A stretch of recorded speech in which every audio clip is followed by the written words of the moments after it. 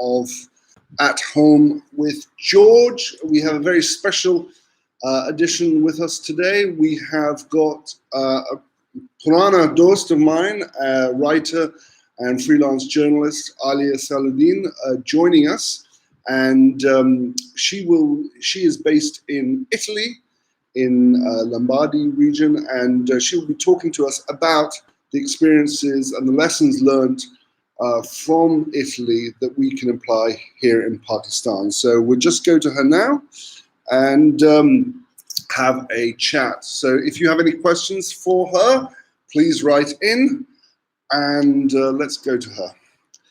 Inshallah, she will come on any second. Got my coffee. Hope you have yours. Hi, Aliya. Hi. Assalamu alaikum. Hello, can you see me? Yeah, I can. Oh, good. This is my first time. Can you see me? Business. Can you see me? Yes. Yes, you're half the screen. I know, and you're the other half. Yes. You are now live. Hello, good to see you. Good to see you. You're live Excellent. on Instagram and on YouTube. Okay. So it's early morning. It's early morning for you. Thank you very much for joining us very early on a Saturday morning for you. And I just wanted to start off with, if you could just paint a picture to those listening of how this pandemic arose and how it spread in Italy and how the experience unfolded in Italy for you. For me, and people around me. And people around you. So I think the first time we really heard about cases in Italy was actually in the end of January, on the 31st of January, when we learned that there were 2 Chinese tourists who had the virus. Right. In Rome somewhere. So it was really being taken as, oh, but they have it because they probably brought it with them and they'll be fine and they'll go back home. And it was in February, almost a month later, when they found what they called the patient one, the first person who, an Italian, who had the virus. And by the time that they were contact tracing him, they realized that he was not really patient one. He could really easily have been patient 200 because the virus had been around and nobody knew how much it had spread. Till then, everybody was taking it calm and easy, although patient 1 was just south of Milan, and I'm just a little north of Milan, so it was in this area. What they did was that they created red zones and they put police outside little towns near Milan, and they said the virus has to be contained within these areas. There was like a few towns. You couldn't leave the town. And yet, so everybody thought, okay, it's just there. It's not going to come to us. And then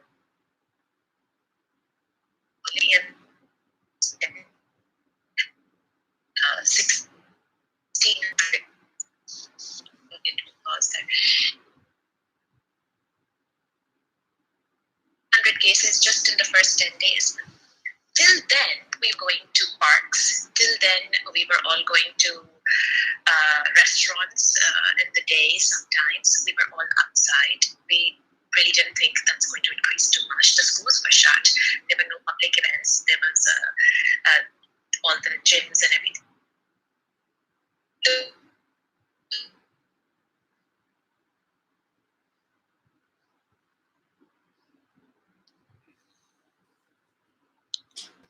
Hello, Aliya. I think we've lost you. Hold on. Let me try and get you dialed back in. Aliya, sorry, we're going to ask you to dial back in. We've lost you a second. Sorry, Aliya, if you could dial back in. We lost you. If you have any questions for Aliya Salahuddin, a freelance journalist and writer based in Italy, who has been writing on this subject since for a while, since it started. Hold on, we're just going to see if we can add her back in. Please ask your questions. I lost you there, George. Hi, yeah, we're still there. Sorry. I don't know what happened. Um, yeah, I mean, it's interesting what you sort of mentioned about these initial sort of red zones. And I think that's one of the lessons that we have learned from the Italian experience is that the need to avoid partial solutions because they don't work. And it needs to be an all or nothing solution in terms of social distancing. And well, the world is lucky that they have Italy in front of them as a case study. But we're not Italy learning did that in not have Pakistan.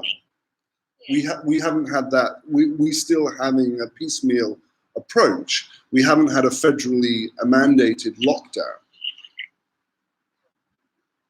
So I think that eventually people realized you can understand why you have a piecemeal approach. You can understand why the Italian government said, oh, but we need to run the economy as well. Yeah. We can't just shut everything down. There's only 1,200 cases. How can we take this seriously? Because nobody really had an idea that the 1,200 would become 100,000 in less than a month. Yeah. But now the world knows, and now the government is also being told, you should have done this earlier. The strict lockdown. But you see, cognitive bias kicks in, and you don't want to shut it down because you think, as you said, that you can contain it, and that if you do shut it down and it's contained, then people will see it as an overreaction. But we now know that actually that's the way that we need to proceed with this. Yes, and it's not just Italy. And now we have Spain in front of us. Spain has some very alarming numbers as well. It's probably going to happen. The curve is really steep. Yeah. Now, yesterday we had a report that 766 more deaths came in from Italy, but the infection rate is slowing. So one of the people on Instagram has written, where is Italy in the fight against coronavirus, do you think? So it's not what I think. The conversation here in the media is that Italy is now stagnant. We are flattening the curve. So we haven't started the descent. The deaths will continue. It has really been, I was just writing it down yesterday, that it's since the 20th of March, every day we've had more than 600 deaths. That's a very high number of people dying, now it's over 14,000. But, and the new cases are still increasing, but it's the rate of increase that has slowed down. So we are still not on the descent. Okay. And they say that it may take up to another week. The problem at this point is that we have been in lockdown for almost a month, and people can't really see the change that they probably wanted to. They probably thought immediately we'll see something going down, and it's a slow process. So that's also another lesson to remember, that if you don't see it immediately, just think of what would happen if there was no lockdown. Yeah, absolutely. Someone has written, Fatima has written, what steps did Germany take to slow down the spread of the virus? As they are controlling it at the moment? So I read a few pieces about Germany. I'm not entirely sure what steps they have taken. And they say, why is the death rate in Germany so much lower than the death rate in Italy, which is probably percentage-wise of the population much higher? And the pieces that I have read, so I'm not speaking of my opinion, is some people mention the age factor. Italy does have older people as a big percentage of its population. You must remember that just 2 years ago, we had over 14,000 centenarians in Italy, which is people over 100 years. Yeah.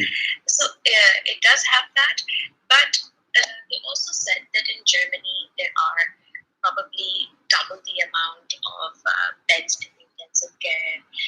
In Germany, maybe it's spread out differently. So I can't say. What about for sure sort of cultural practices of kissing and hugging? And I think it could be.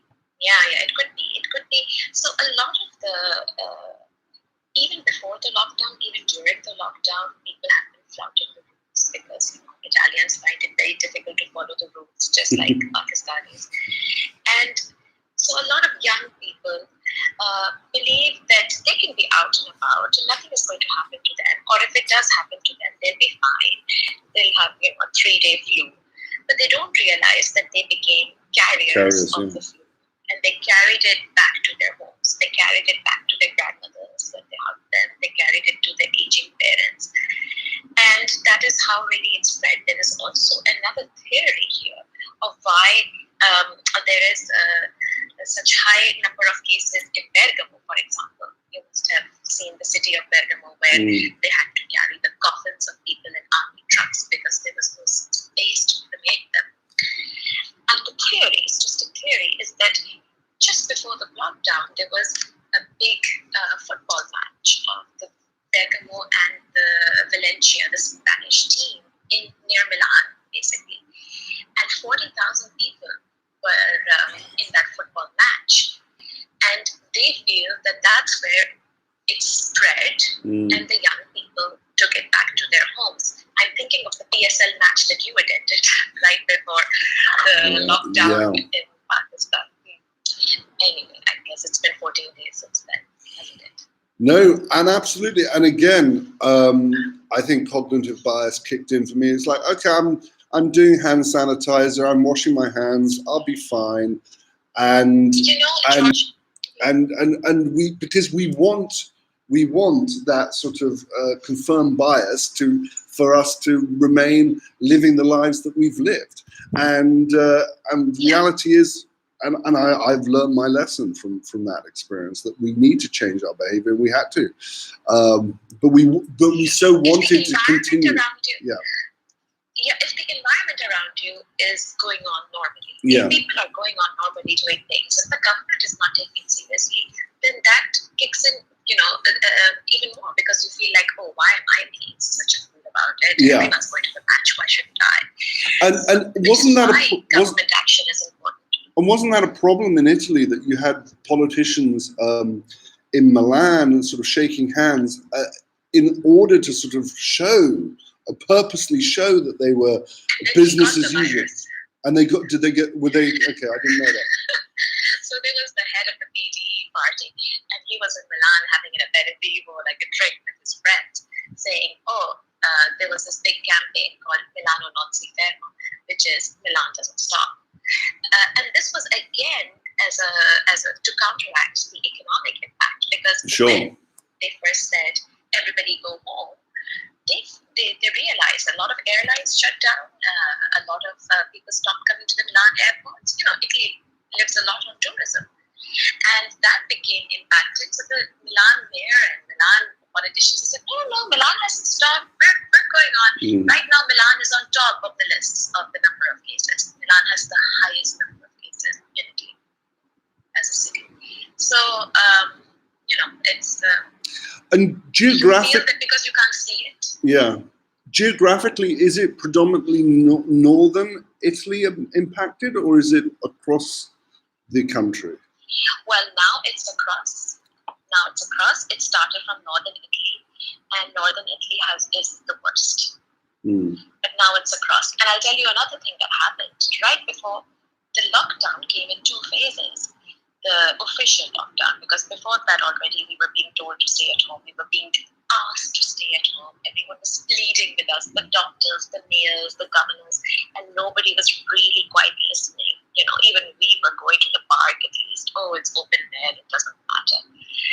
Till they had to impose a lockdown, meaning you will be fined if you are found outside the house for no good reason. And it was... They first put down only Lombardia and some other provinces on lockdown. And people rushed to the Milan station, central station, because they thought, now we're stuck in Milan, the only way out is to take the train. And thousands of people backed into trains and went south. A lot of them were students from the south. It was then they had to extend the next day, extend the lockdown to the whole country because of such behavior. But it is expected, and people say, the newspapers say, that maybe 15% of the people in the trains, the thousands of people in the trains, actually had fever. And 2 weeks later, they found that in the south, a lot of their parents turned out to be positive. So it spread, and now it's just spreading. Yeah. So what lessons can Pakistan, if any, learn from what Italy has gone through with this? What would you, if you were advising the Prime Minister right now, what would you be advising him?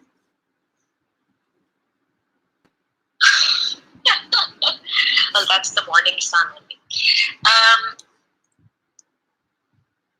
It's a difficult one, George, because, I think that a lot of response I hear from Pakistan is, oh, we don't have so many old people, it won't happen to us.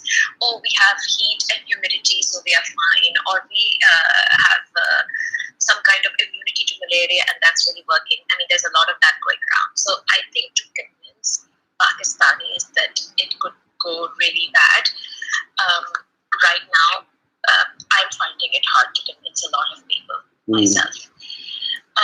I do understand where the Prime Minister comes from when he says he worries about the economy. I do understand that being a poor nation, it's very difficult to shut it down entirely. But again, this was a concern here as well. They were trying to keep all the balls rolling, like the economy should work, and the health system should work, and people should live. But then at some point you have to choose one. Yeah. And that choice came very late. It should have come earlier, and it would have helped. Absolutely, it would have helped a lot more people live. Also, because what I worry about Pakistan is the kind of impact it would have on the health system. A lot of the problems here happened in Lombardia with one of the finest health systems of the world. It's not because the system did not live up to its promise. It's because if you put 50 people in a hospital, they will get better. But if you put 300 on the same hospital, many of them will not improve, and they will die when they didn't need to. So it's... and also the moral implications then put on the doctors to choose who lives and who survives, who goes on the ventilator and who doesn't get one. In the beginning, when a doctor said this in Italy, people got a little upset, and the government came and said, we don't do anything like that, we don't choose between lives. But eventually we saw that actually happening. We saw people saying, give the ventilator to someone younger than me. We saw priests saying that in Bergamo. So obviously, we know somebody who got the virus, a very young man, young in the sense he's 49, really healthy man, living in Milan. And he was in the hospital for about 2 weeks, stuck to tubes, and had a miserable time. But it was a life lesson for him, because he came out saying that 35,000 euros were spent on just making him better in those 2 weeks. Yeah.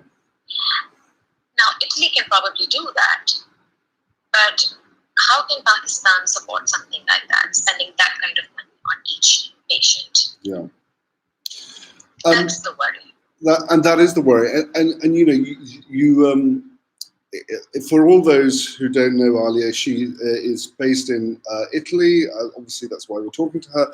And she's a freelance journalist and writer. And she's been writing a series of pieces for and doing some vlogs for the Urdu independent Urdu service, as well as for writing for Dawn. And in your piece for Dawn, you wrote a wonderful line saying, it's a first world lockdown. There is electricity, internet, and good food in the fridge. But that's not the case for many in Pakistan. We do not have necessarily electricity, food in the fridge, or enough to buy months of rations in advance. And I think that is the real concern here, is for those people very much on the breadline and those daily wage earners. And that is the sort of choice that because they are going to go into real financial hardship if they don't work. And yet at the same time, if they work, there is a real likelihood that they could face and continue this health pandemic. So that is the problem we face in Pakistan. Sorry, are you there? Hi? So that's, yeah, can you hear me? Yeah. I lost you for a second there. But anyway, so these are difficult choices, as we said ourselves. But I do think, let me just say for one thing, it has been difficult here as well. This country is not as poor as Pakistan. We understand that.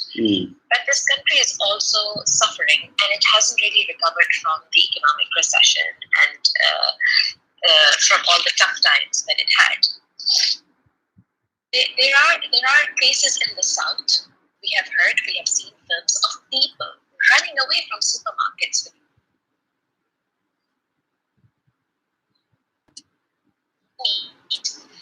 Seen people banging at the doors of the banks saying, just give me some cash. There have been some very serious moments here till the government had to announce a bonus and food vouchers, which are going to be given now to a lot of people.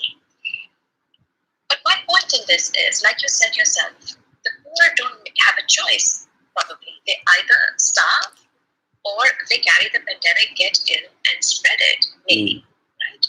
We can all sit in our little rooms and turn the AC on. Yeah. But that's where leadership comes in. And I think that's what makes leaders leaders in governments, because it's not about making the easy choices. It's about making difficult decisions. So what does the head of the government do? I would say it doesn't just say, oh, it's a poor country, we can't do anything. But I say the government takes on the challenge. It's a poor country. How do we protect them?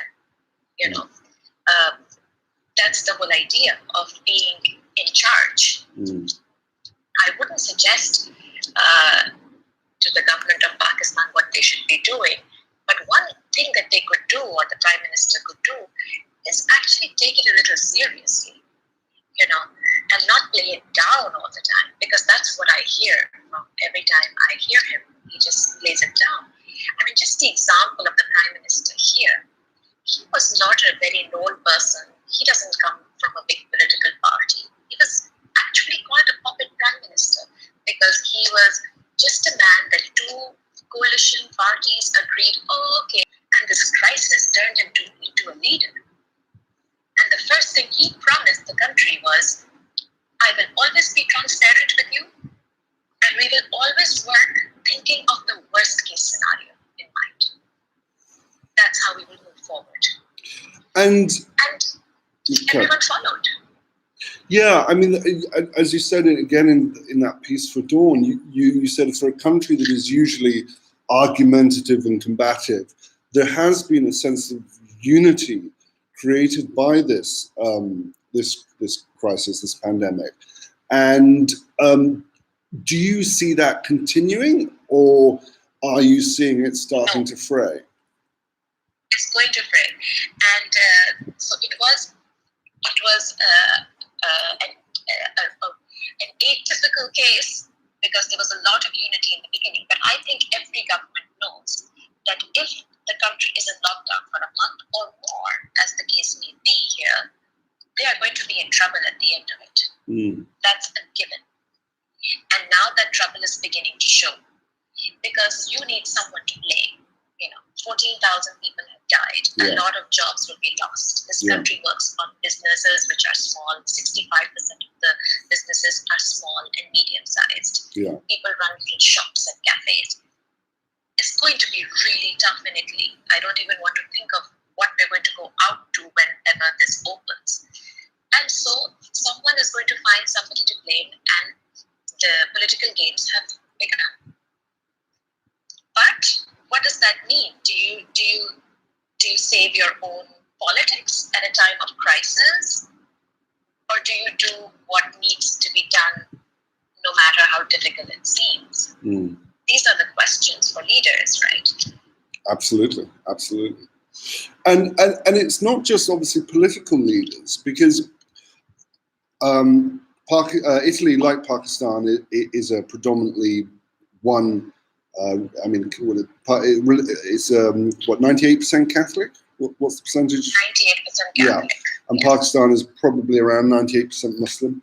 And to what extent has the Catholic Church played a role in leading on this crisis? And what lessons can our religious leaders play in Pakistan?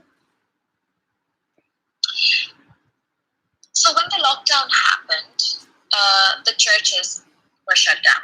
And they said no masses can happen, people cannot congregate. And I think nobody said anything about that. Like there was no problem in people accepting that they cannot congregate in a church anymore. We saw that the Pope seemed a little dismayed by it, maybe, but he did not challenge the ruling at all. He did once say, "Oh, I hope the priests can be strong enough and do their job and sit with the sick and the ill." He did go out into an empty square and pray for the whole world, as you saw yourself, those beautiful images just taken recently, without raising an eyebrow about why people are not standing there for him. Or for this mass. He does every now and then come out from his balcony and he blesses an empty square in front of him. And that is what's going to happen for the Easter Mass.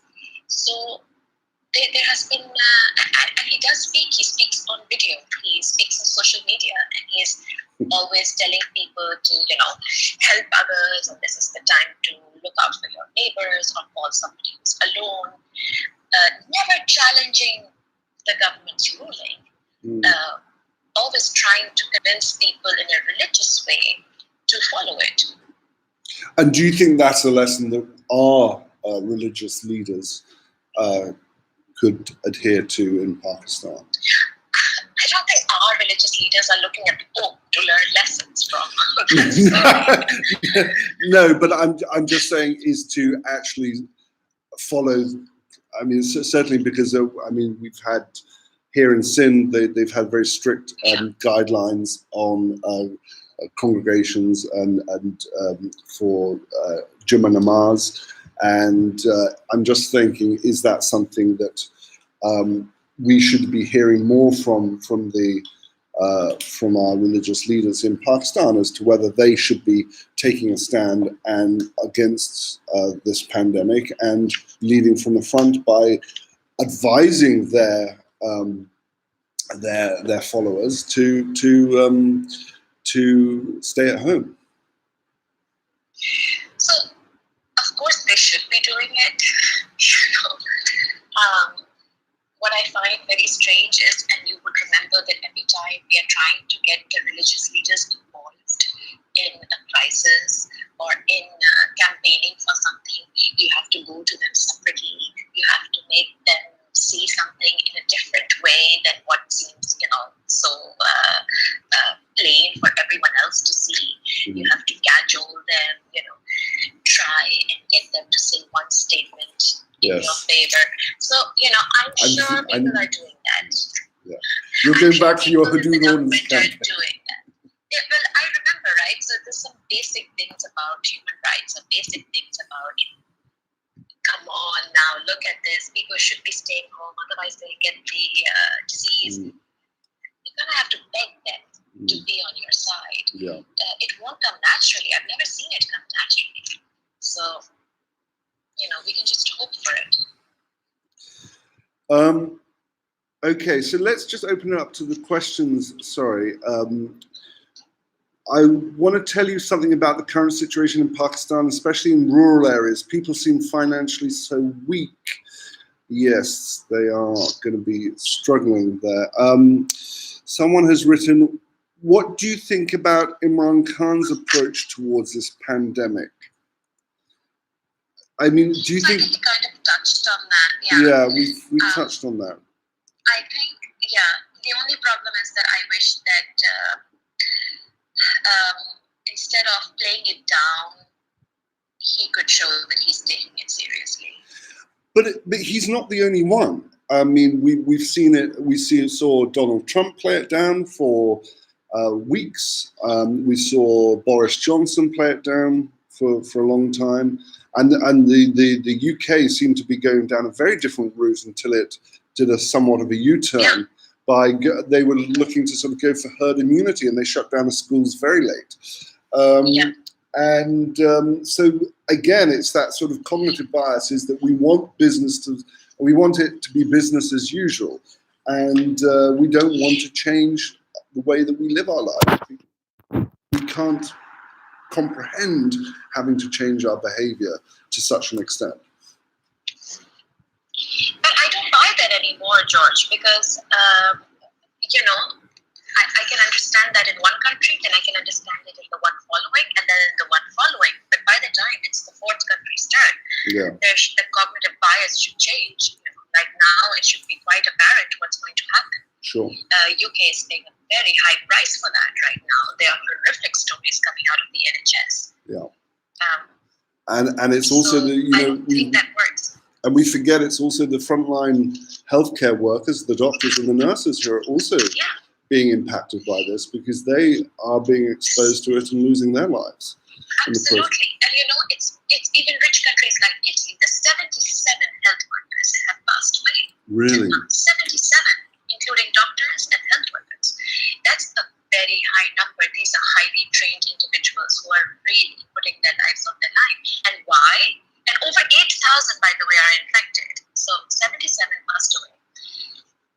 Why? They're also complaining of less than proper protective gear. They're also complaining about not having gloves and seeing their patients without gloves. This is happening in Italy.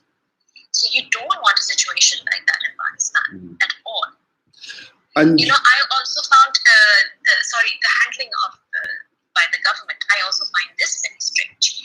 How even the UK or even Pakistan, a week ago, they're sitting on a press conference saying, "Oh, we've ordered some ventilators. Oh, we've ordered some masks." I mean, this was a long time coming. So you should have had everything ready. These are all. I sometimes feel like the way the leaders of the world are managing their countries, if they were managing companies like this, they would be out of jobs because they're poor managers. Yeah, absolutely. And your sister is a healthcare professional in the US.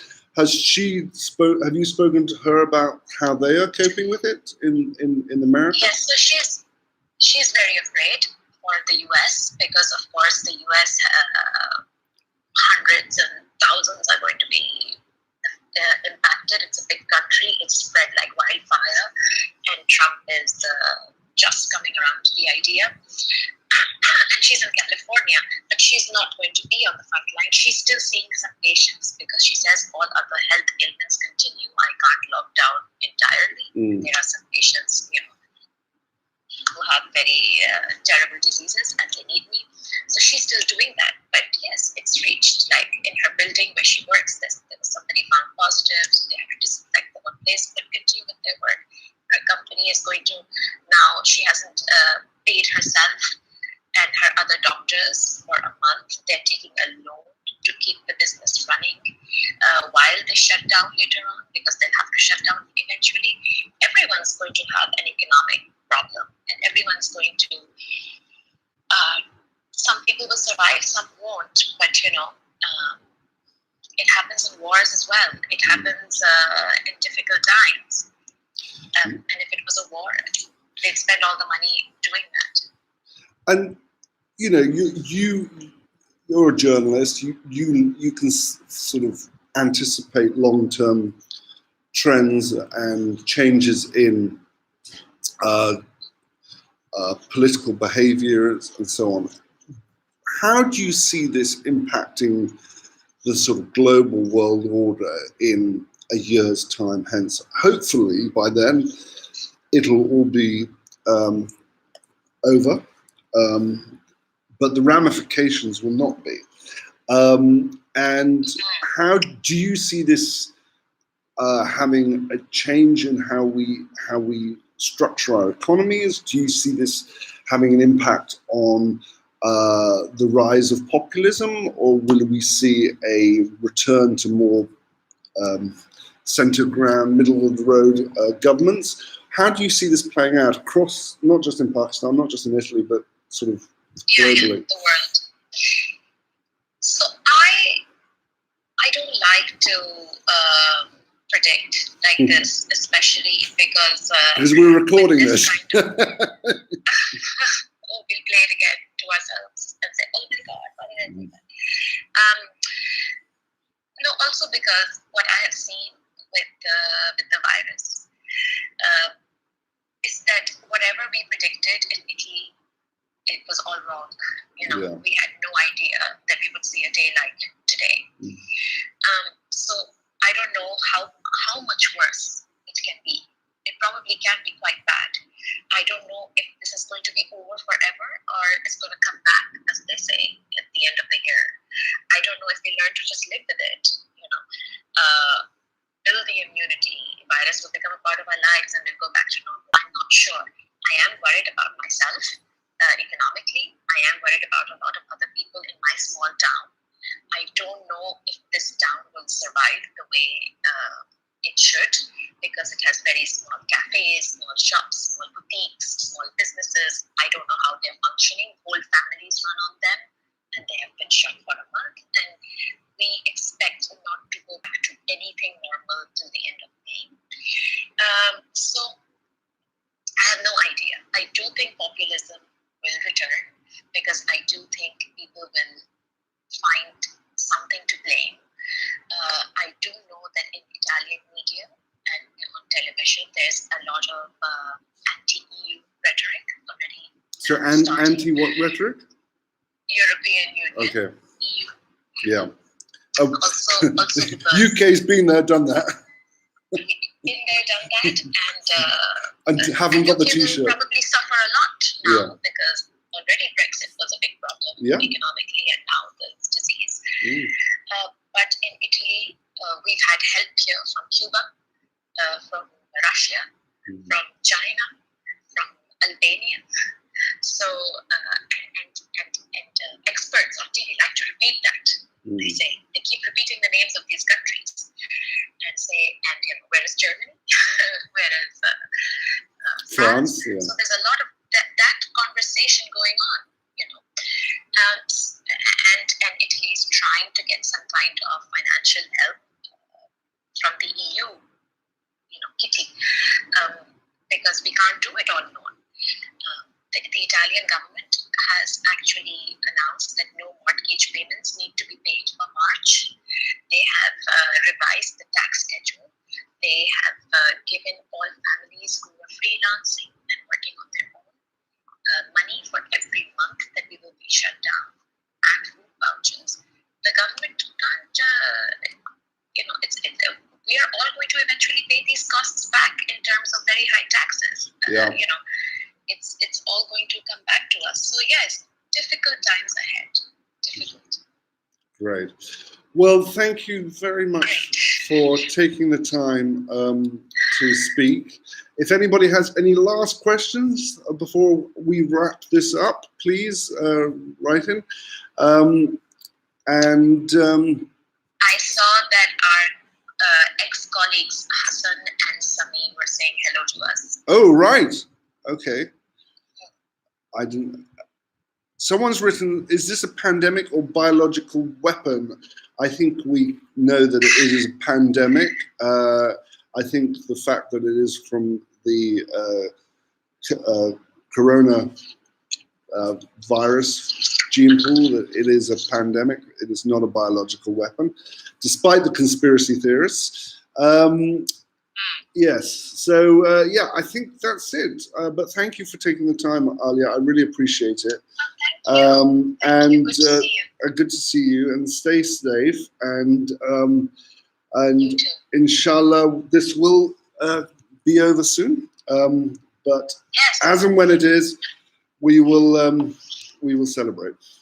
Okay. Okay, but thank you very much for giving us an insight into what we can learn from Italy, and hopefully those lessons can be learned here in Pakistan. Thank you. And I will Thank you, George. Speak soon. Okay, bye. Bye-bye. Okay. So That was Aliya Salahuddin, a writer and freelance journalist based in Italy, and she has been writing on this pandemic and the experience, or first-hand experience, that she has faced in Italy. Anyway, that's all for me today. I will be off tomorrow, it's Sunday, but we will be back for At Home with George on Monday. So 11 o'clock, see you there. Take care. Bye-bye.